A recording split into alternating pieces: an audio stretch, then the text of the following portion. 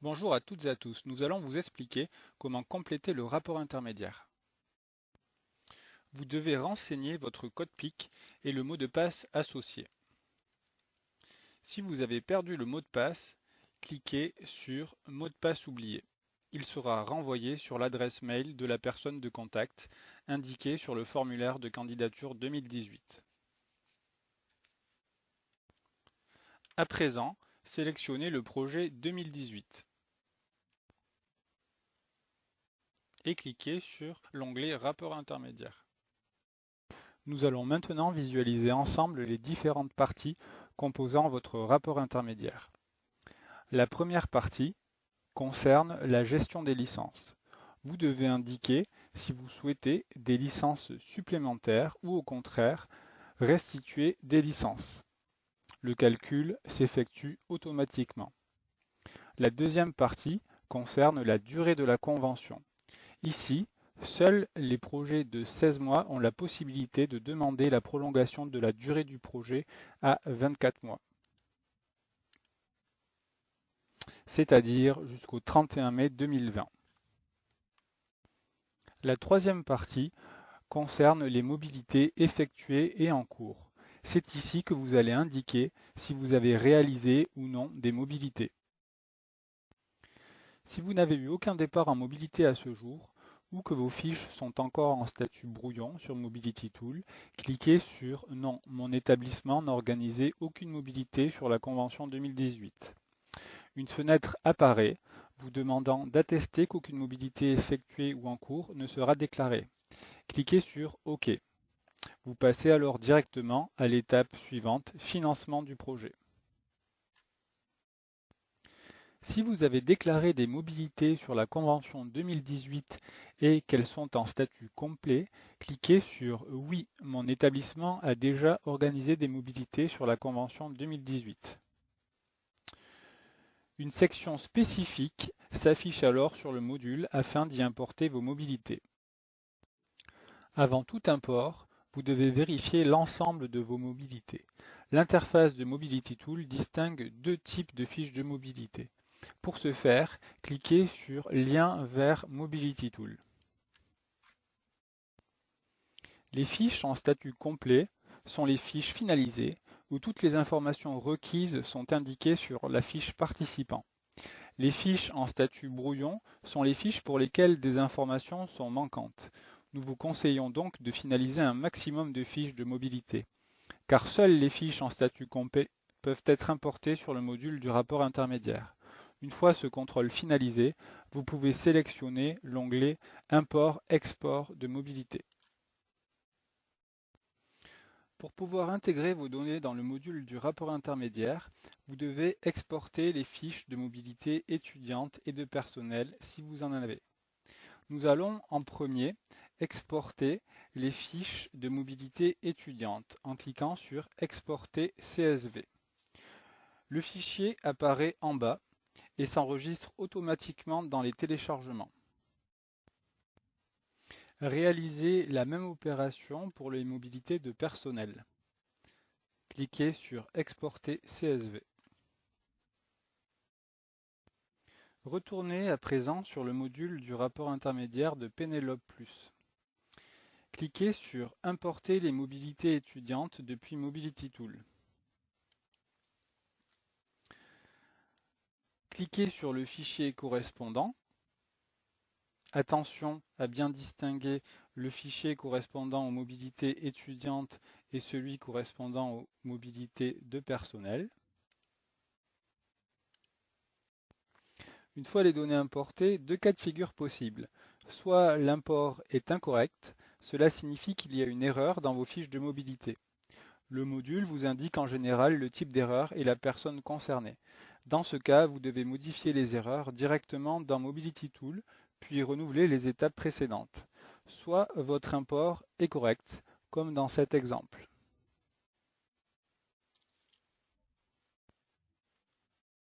Renouvelez l'opération pour les mobilités de personnel. Cliquez sur Importer les mobilités de personnel depuis Mobility Tool. Sélectionnez le fichier correspondant, puis vérifiez que l'import est bien correcte. Les imports que vous venez d'effectuer permettent de compléter automatiquement le tableau mobilité effectuée et en cours. L'import des mobilités étudiantes permet d'indiquer automatiquement les différents taux pour les études et pour les stages. Si vous n'avez pas importé de données étudiantes via Mobility Tool, ce tableau restera à 0. Passons à présent à la section Financement de votre projet. Cette section vous permet d'indiquer si vous souhaitez maintenir ou réviser le montant de votre convention de subvention.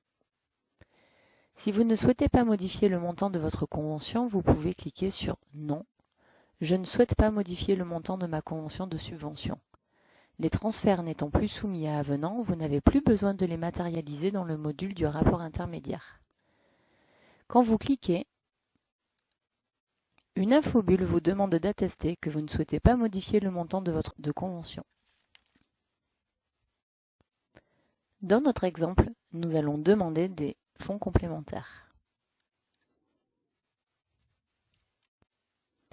Dans les deux cas, vous devez compléter le tableau Mobilité à venir. Dans cette partie, vous devez y indiquer les mobilités enregistrées dans Mobility Tool qui sont en statut brouillon, les mobilités à venir non enregistrées dans Mobility Tool, les mobilités supplémentaires non prévues dans la convention qui généreront des allocations pour lesquelles vous n'avez plus de financement, mais aussi les fonds supplémentaires dont vous auriez besoin. Une fois votre calcul effectué, vous indiquez le nombre total de mobilités ainsi que la durée pour l'ensemble des lignes budgétaires. Concernant les frais de séjour et de voyage, nous vous rappelons que les taux applicables éligibles figurent dans l'annexe 4 de votre convention de subvention et dans le guide des établissements. Dans cet exemple, et pour vous montrer le fonctionnement de cette section, nous allons indiquer 2 mobilités d'études pour 10 mois au total dans le groupe 1 et le montant associé à notre groupe 1 étant de 270 €, cela nous fait 2 700 € à indiquer dans la cellule des frais de séjour. De la même manière pour les stages, nous indiquons un total de 5 mobilités pour 20 mois au total. Certains partent dans le groupe 1 et d'autres dans le groupe 2. Nous allons donc saisir un montant total de 7 900 € pour nos mobilités de stage dans la cellule frais de séjour. Ces montants ont bien entendu été calculés en amont selon les différents groupes de pays. Passons à présent à la mobilité du personnel. Donc pour la mobilité enseignante, nous n'avons pas de demande pour cette convention, donc nous laissons les cellules à 0. Pour la mobilité de formation, nous avons 3 mobilités pour 15 jours au total. Lorsque nous cliquons sur les cellules frais de séjour, une infobulle apparaît pour vous expliquer comment calculer votre budget. Après calcul selon les durées et destinations de nos personnels, nous indiquons notre enveloppe totale à déclarer de 1 785 €. Cliquez sur Fermer et enregistrez le séjour STT. Même chose pour les frais de voyage, une infobulle vous explique comment calculer votre budget. Nous en profitons pour vous rappeler que les distances doivent être calculées sur le calculateur de distance mis à disposition par la Commission européenne et que le forfait sert à couvrir l'aller et le retour. Donc pour nos 3 mobilités, nous avons donc un budget prévisionnel de 825 €. Cliquez sur Fermer et enregistrez le voyage STT. Toutes nos mobilités sont maintenant déclarées et nous voilà dans la dernière partie de votre rapport intermédiaire, le résumé de vos déclarations et transferts budgétaires. Cette partie reprend l'ensemble des déclarations, la partie mobilité effectuée et en cours que vous avez enregistrée précédemment, et la partie mobilité à venir que nous venons de compléter. Elle nous permet également de procéder aux différents transfert budgétaire entre lignes. Cette partie va donc nous permettre de moduler et d'optimiser l'enveloppe budgétaire par le biais de transferts. Faisons un tour du tableau. Vous remarquerez que certaines informations sont encadrées en rouge et d'autres en vert. Pour les études, par exemple, nous pouvons voir qu'il manque du budget à hauteur de 33 510 €, ici appelé « Besoin ». Même chose pour la mobilité de formation. Par contre, pour les stages et la mobilité d'enseignement, les montants sont encadrés en rouge. Cela veut dire que vous avez du budget ou du reliquat. Ces lignes sont appelées ici « Disponibilité ». Nous allons donc optimiser notre budget en procédant à un transfert entre lignes. Cela permet d'équilibrer votre budget et d'éviter d'avoir une décision de recouvrement d'un côté et un besoin de financement de l'autre.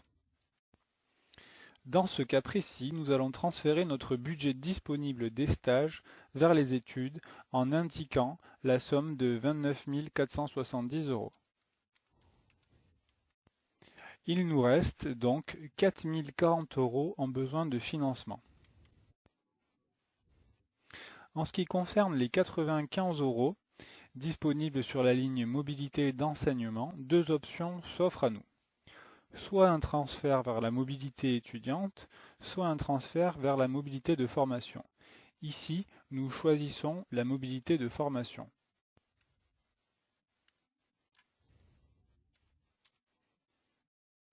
Se pose à présent la question des frais du soutien organisationnel.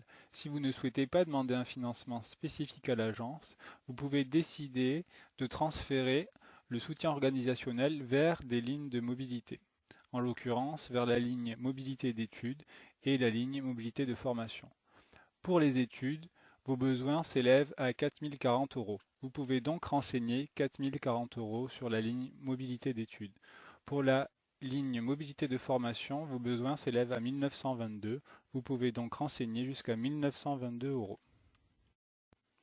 Pour rappel, ce transfert étant autorisé dans votre convention, ce dernier ne sera pas matérialisé. Sinon, vous maintenez votre demande de financement complémentaire de 5 962 €. Vous pouvez maintenant compléter la partie commentaires. Cette section est obligatoire pour pouvoir valider le rapport intermédiaire. Cliquez sur Sauvegarder les commentaires une fois la partie terminée. Avant de soumettre le rapport, vous devez cliquer sur Contrôler le rapport. Si le contrôle est bon, le message suivant apparaît. Le contrôle est terminé, votre rapport peut être soumis. Si par contre une erreur est détectée, vous devez apporter les corrections nécessaires pour pouvoir valider et soumettre de nouveau votre rapport intermédiaire. Une fois le contrôle effectué, vous pouvez cliquer sur Soumettre en ligne le rapport.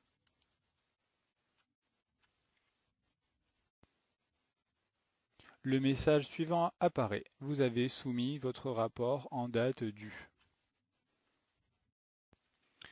Vous devez enfin déposer le rapport intermédiaire. Pour cela, cliquez sur Imprimer le rapport. Faites-le signer par votre représentant légal, puis scannez-le.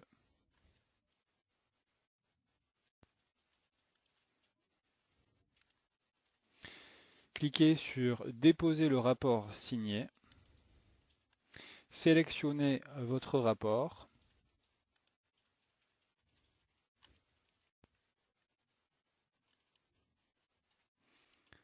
Vous venez de déposer avec succès votre rapport intermédiaire. Vous pouvez retrouver la preuve de la soumission sur l'onglet Historique de votre espace Organisme. Ici. Voilà, c'est la fin de notre tutoriel spécial rapport intermédiaire et nous espérons qu'il vous permettra de compléter votre rapport sans difficulté. À bientôt.